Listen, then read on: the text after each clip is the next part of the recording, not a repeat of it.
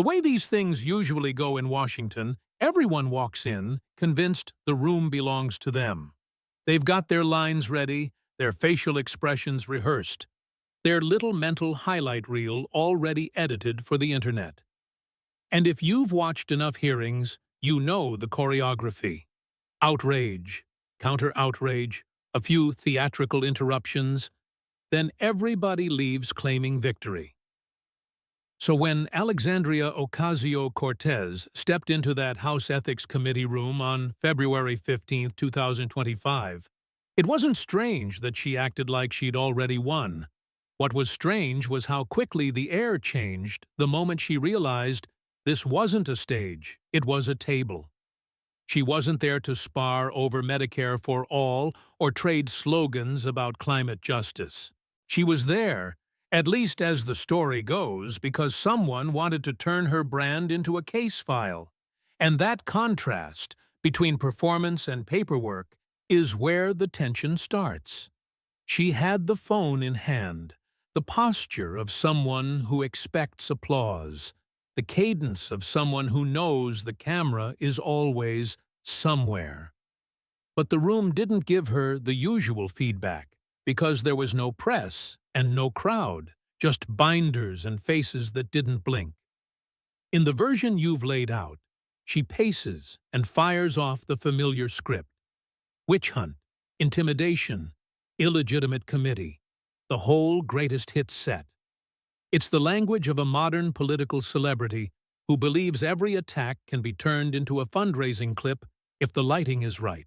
She frames herself as the future and her opponents as the past, which is a neat trick because future is hard to subpoena.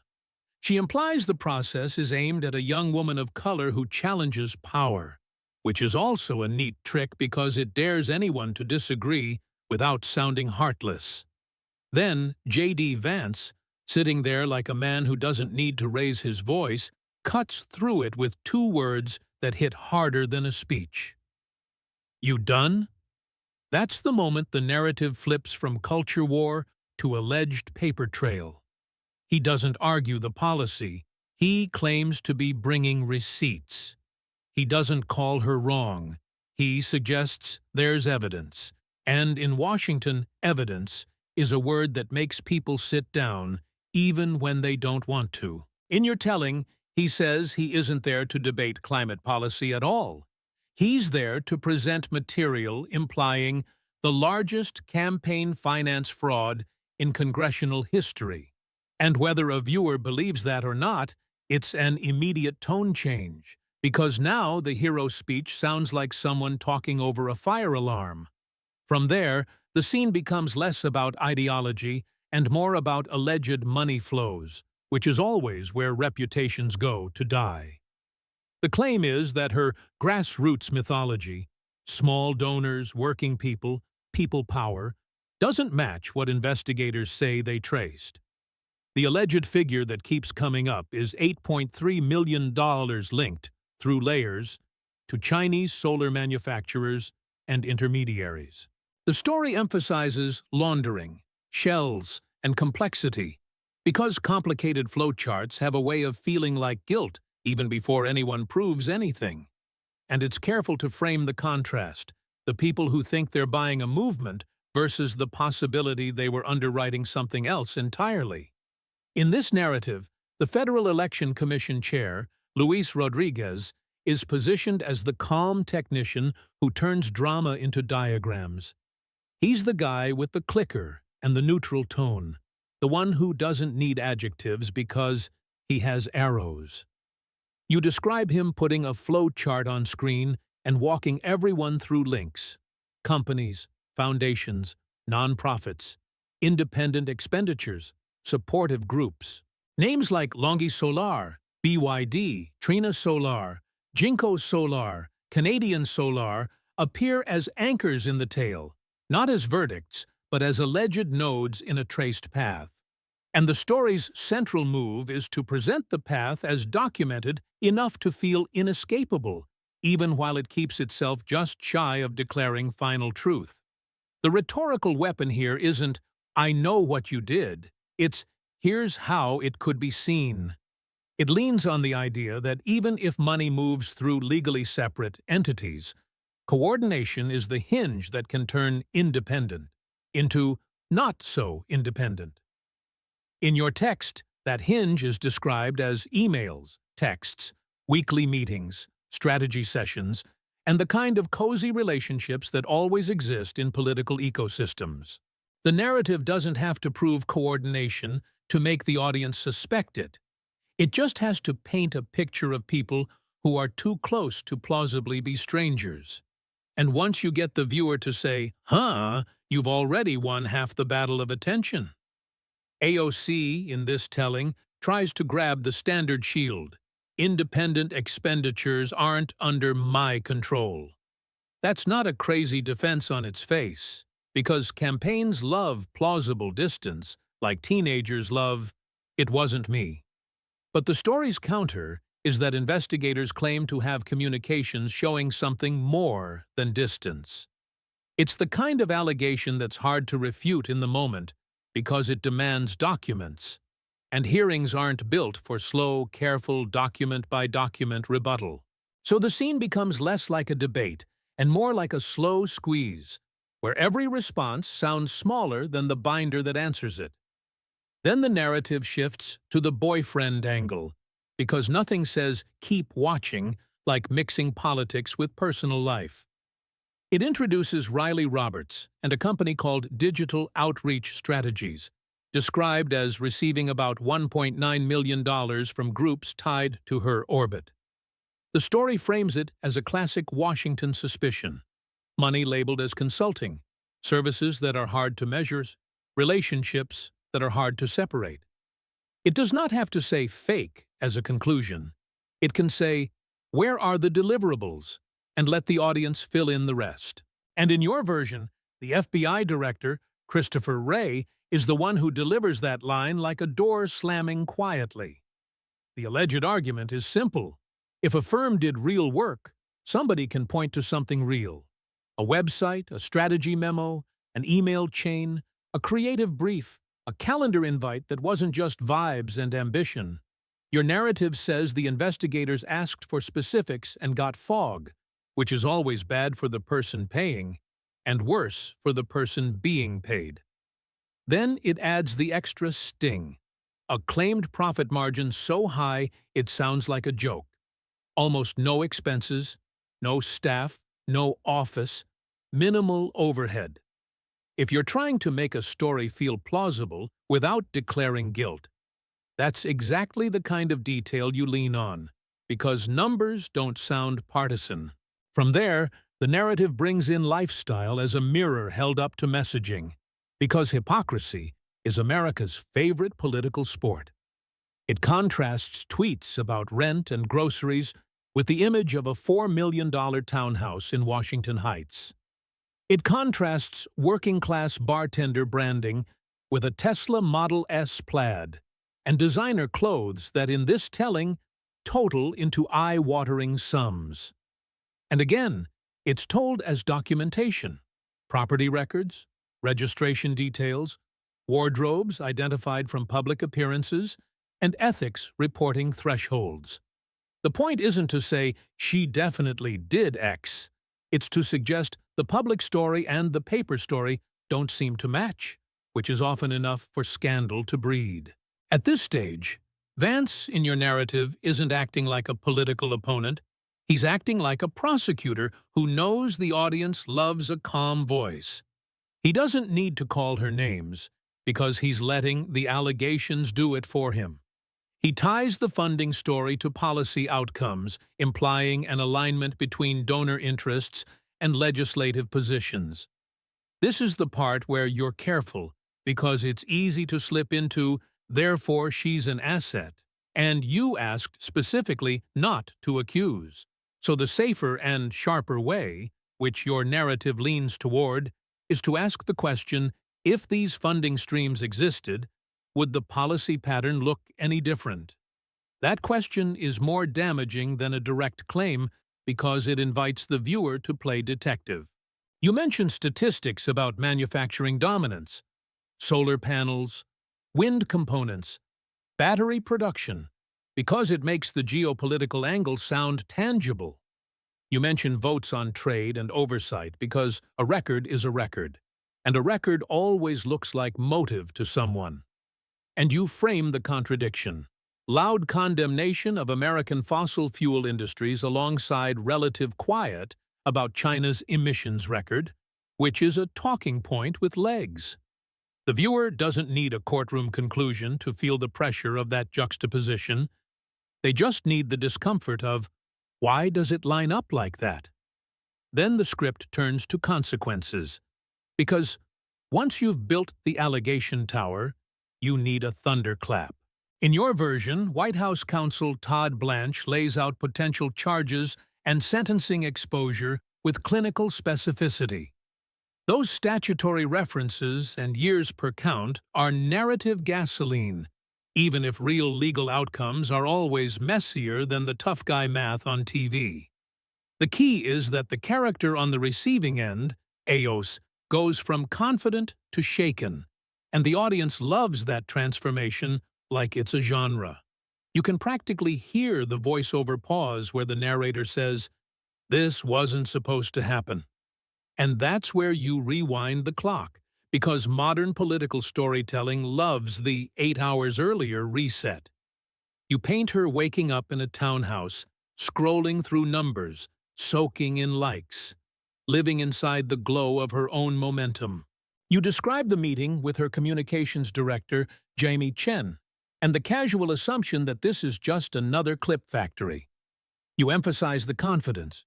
She believes she's been investigated before, believes she's careful, believes the usual attacks always bounce off.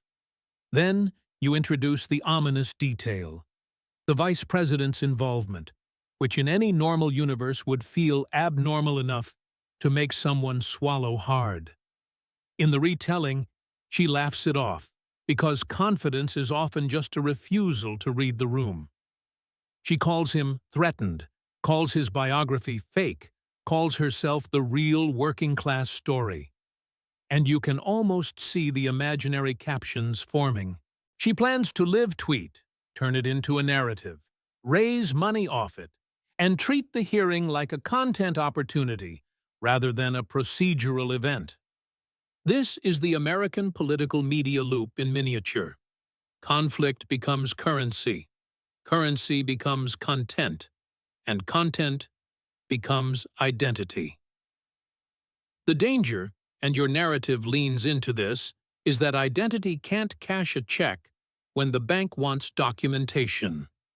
Then you cut to the other side, Vance in his office with binders, charts, and officials. This is where the story tries to make the case feel weighty by surrounding him with institutional faces. FEC, FBI, Treasury, Counsel. You describe the conference table covered in records and the tone of a briefing that's more method than emotion. You also frame Vance's persona, young, lawyerly, controlled, because a villain in a story is more frightening when he doesn't seem like a cartoon. And if you're writing for American audiences, calm prosecutor energy reads as competence to half the country and menace to the other half, which is perfect for engagement. The Treasury piece in your story is crucial because it's what makes the scandal feel like it has math behind it. You name Margaret Chen and a financial crimes unit because nothing scares people like the idea that someone followed the money without getting tired. The allegation is that you can't reconcile the lifestyle with the salary, even if you allow for book deals and speaking fees and other Washington miracles. And you include the little detail that always lands: cash purchase, no mortgage, because Americans know mortgages like they know fast food menus. If someone who makes $174,000 buys a $4 million property with no loan, the audience doesn't need to be an accountant to start squinting. You also lean into the idea that fashion can become evidence, which is both hilarious and very American. A designer blazer is not a crime, but in political storytelling, it's a character reveal. You frame the outfits as items of value that might trigger disclosure rules, and you use the threshold number to make it feel bureaucratically real. Then you stack it with the car as an alleged in-kind contribution issue because vehicles have a way of turning abstract rules into driveway reality. By the time you get there, the audience has been trained to view every nice thing as a question mark, which is exactly how you keep suspense alive. The hearing scene, replayed, becomes a slow-motion collapse of someone's prepared identity. She walks in expecting a fight over values and gets met with allegations about flows, firms, and filings. She reaches for her phone like it's a shield, and the narrative makes that moment symbolic. The modern politician trying to tweet away a spreadsheet. You describe the room's silence as something heavier than a heckle, because silence means the crowd can't be recruited. And then you end the scene with the line that promises escalation. Let's start with the Chinese connection and work our way through all of it. After that, the narrative goes into the what happens next phase, where leaks begin and statements become defensive. AOC's office puts out a line about political motivation, which is exactly what any crisis shop would do in the first 12 hours. Then Vance steps up publicly, in your version, with a press conference that keeps the tone factual and lets the implications do the damage. You emphasize how media handles it, split screens, the glamour photo next to the allegations, the contrast that writes the caption for you. The power of that image isn't that it proves anything. It's that it makes people feel like they already understand the whole story in one glance. You also include the political dominoes because scandal isn't real until allies start speaking like they're reading from a lawyer's notepad. You have Ro Khanna taking a cautious line, Bernie Sanders expressing support, but hedging. Moderates distancing. That's not an accusation, it's a sociology lesson. When heat rises, people step away from the stove. You build toward the committee vote and the idea of expulsion proceedings, which gives the narrative an institutional climax. And you make sure to underline that even friendly voices can't defend what they haven't fully seen, which keeps the audience waiting for the next reveal. Then the story takes the leap into the legal saga, indictment, motions, trial, because long-form political content loves the courtroom arc. This is where you have to be careful, because claiming a real person was convicted of specific crimes is a factual assertion. So the safest approach, consistent with what you asked, is to frame it as a hypothetical projection or dramatized what-if path based on alleged evidence, not as established history. Your narrative basically does that by telling it as a cinematic reconstruction rather than a news report, with lots of the indictment lays it out and the prosecution argues. The voice that carries best for an American audience here is skeptical, but not hysterical. Here's what's claimed, here's what would have to be true, and here's why it matters. The trial section in your text is a machine designed to keep viewers hooked. Testimony, charts, missing documentation, jury deliberations. It leans on the idea that the defense can't produce concrete work product, which is the kind of absence that screams louder than an accusation. It also leans on donor impact statements because America loves a moral reckoning delivered by ordinary people. The home health aide saying she gave grocery money? The restaurant worker saying he canvassed? The sense of betrayal? Those details do the emotional labor. And you use that to paint the why of the outrage. Not just corruption as an abstract sin, but the feeling that faith was monetized. Then you move into the prison aftermath and cultural fallout, which is where the satire comes in almost automatically.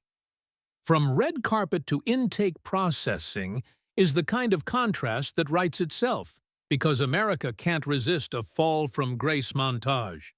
You emphasize that federal prison is less about violence and more about the slow erasure of status, the stripping away of identity.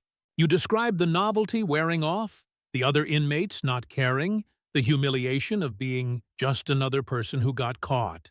Because that's narratively satisfying. And you make it sting by pointing out that even people who once admired her might become the harshest critics when disillusion sets in. The story then widens to the movement ecosystem, groups losing funding, organizations dissolving, labels becoming toxic. Again, you're careful not to present it as verified history, but as the logical consequence in the world of the story. If the icon falls, the scaffolding shakes. You show how opponents would weaponize old quotes, because nothing is more devastating than your own words reposted with a different caption. Get money out of politics meets dark money allegations, and the audience doesn't need more than that to feel the irony. This is where you can sprinkle humor that doesn't punch down, more like a grim chuckle at the way the internet turns serious things into memes. You also add the Riley Roberts thread, which gives the narrative a secondary trial and a betrayal angle. The alleged defense is, the work was real but informal, and the counter is, name one deliverable, which is brutal because it's simple. Then you include the bank record detail again, because audiences trust numbers even when they distrust everything else. You include the leaked letter in your story, which is a classic device, a private message turned public, revealing rage and pride instead of remorse. And you show how that, if it existed, would deepen the perception that the person still doesn't get it, which is the emotional key to denying redemption. From there, you jump ahead into the long arc: parole hearings, scripted remorse, supervised release, ordinary jobs, the humiliating normalcy. This is where your narrative becomes less about politics and more about America's obsession with punishment and reinvention. You paint the image of a former celebrity working an entry-level job, riding the subway, living in a small apartment, an inversion of the original mythology. You keep the tone sharp by pointing out the irony without savoring it too cruelly, because you said no personal attacks, just a personal point of view. And you land the moral tension. Is this accountability, persecution, tragedy, or just the predictable ending of a story where branding outran restraint? The final sections of your text turn Vance into a long-term victor, using the case as a campaign parable. That's politically combustible, which is exactly why it holds attention. But it must be framed as a dramatized scenario rather than a claim of actual events. So the voiceover-friendly way to do it is to treat it like a thought experiment. Imagine this is how it plays out. Imagine the stump speech. Imagine the punchline. You lean into the ugliness of politics without endorsing it, because American political culture is full of people using other people's failures as trophies. And you end with the bleakest kind of conclusion. Not that one side was right, but that the public memory becomes a shortcut. And shortcuts ruin nuance. If you want this to land as native, sharp American commentary without crossing into direct accusations, the trick is to let doubt do the talking. You keep saying alleged, purported, according to the documents described, and if that's true, but you don't sound timid about it. You sound like someone who's watched too many careers built on aesthetics and too many scandals built on paperwork. You make it clear it's a narrative reconstruction meant to examine contradictions, not a verdict meant to declare crimes. And you keep the pacing tight with questions that invite the viewer to lean forward instead of lighting torches. What follows is that rewrite in the style you asked for. Same core storyline, completely new phrasing, continuous prose, American voice, skeptical framing, and a line break every 5 sentences throughout. It's written as a dramatized political commentary reconstruction, not as a factual claim about real-world events. Every sensitive point is handled through uncertainty, inference, or competing interpretations rather than direct criminal assertions. Names are kept accurate, and the tone stays tense without turning into harassment. Here it is. Alexandria Ocasio-Cortez walked into the House Ethics Committee room like she'd already picked out the clip that would lead the nightly montage. Phone in hand, shoulders squared, she had that familiar posture of someone who expects a room to rearrange itself around her. In her head, the lines were clean. Call it a witch hunt. Call it intimidation. Call the other side scared of the future. She didn't even bother sitting down at first, because sitting is what you do when you're there to listen, and she'd come to perform. It was February 15, 2025, early in a new Congress, and she treated the closed session like a studio without cameras. The room didn't cooperate with the vibe. There was no press riser, no flashbulbs, no audience waiting to gasp at the right time. Just a table, a screen, and three men with the kind of binders that don't show up for debates about feelings. Vice President J.D. Vance sat at the witness table looking almost bored, which in Washington can be more threatening than anger. FEC Chairman Luis Rodriguez and FBI Director Christopher Wray sat nearby with thick folders that suggested this wasn't going to be settled by a clever tweet. AOC launched anyway, like the algorithm was watching through the vents. She talked about working people, climate justice, Medicare for all, and the idea that she represented tomorrow while her critics represented yesterday. She tossed in the familiar jab about Vance being a venture capitalist who made money telling a poverty story.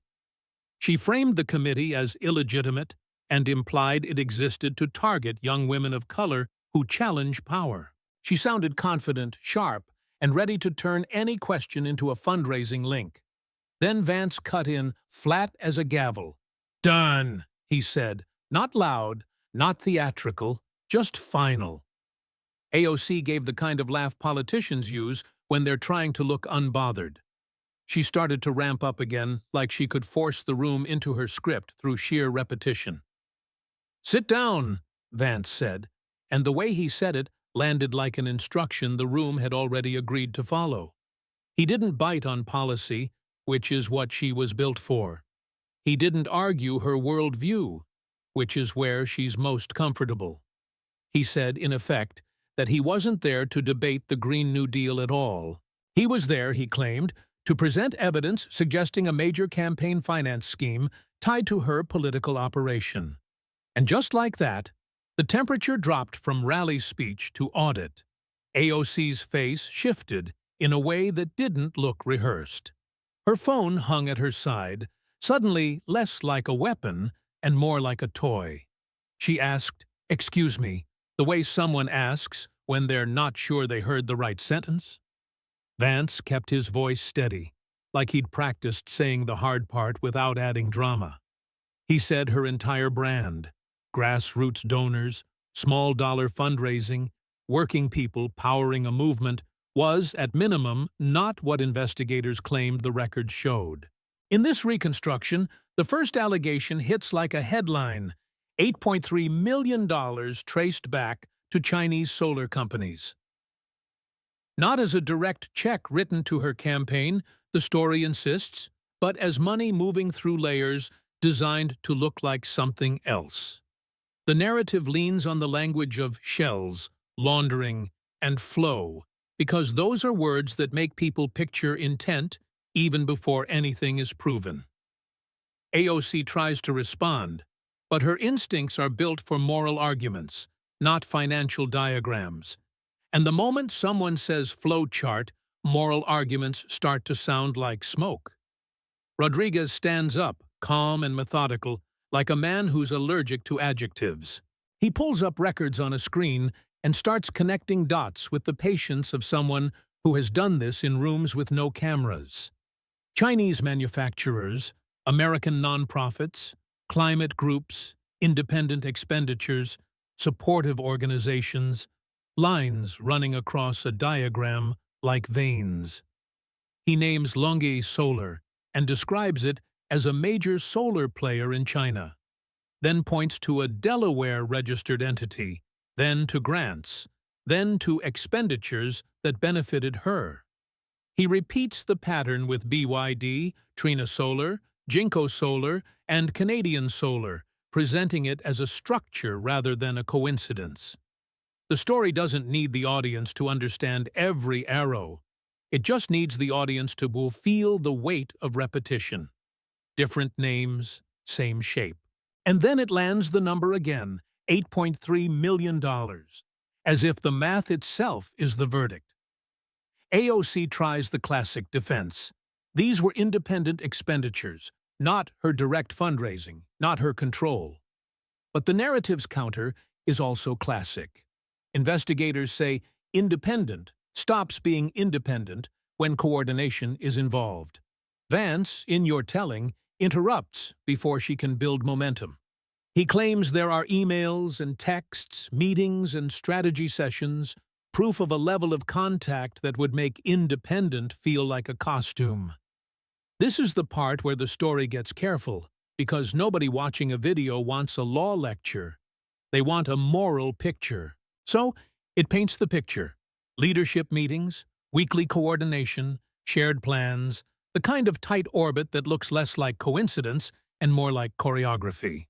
Whether that holds up in a real court is a separate question, but as a narrative beat, it lands like a punch.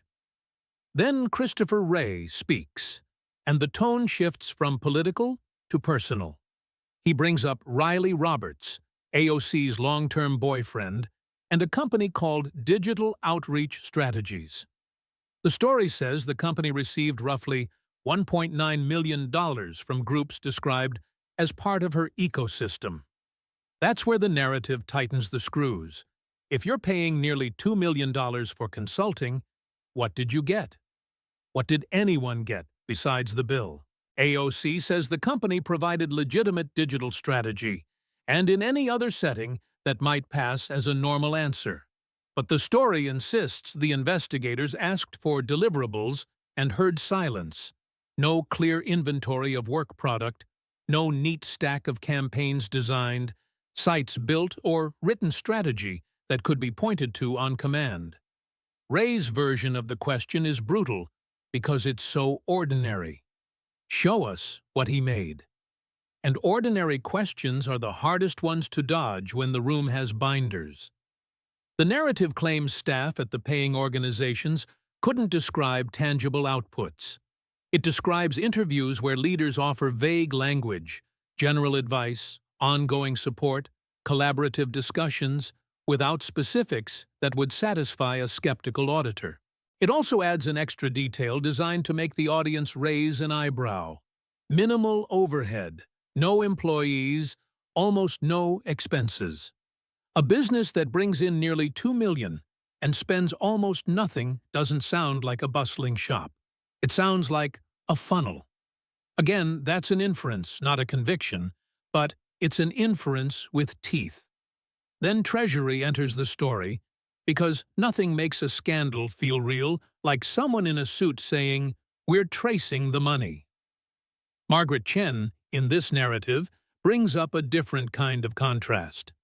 The public persona versus the alleged private lifestyle. You can hear the voiceover cadence change here, because this is where the audience stops thinking and starts feeling. She pulls up tweets about rent and groceries. Relatable, viral, perfectly tuned to the mood of working people. Then she places those next to property records and lets the contrast do the speaking. A townhouse in Washington Heights is introduced as a symbol, not a sentence. The story says $4 million, cash, no mortgage.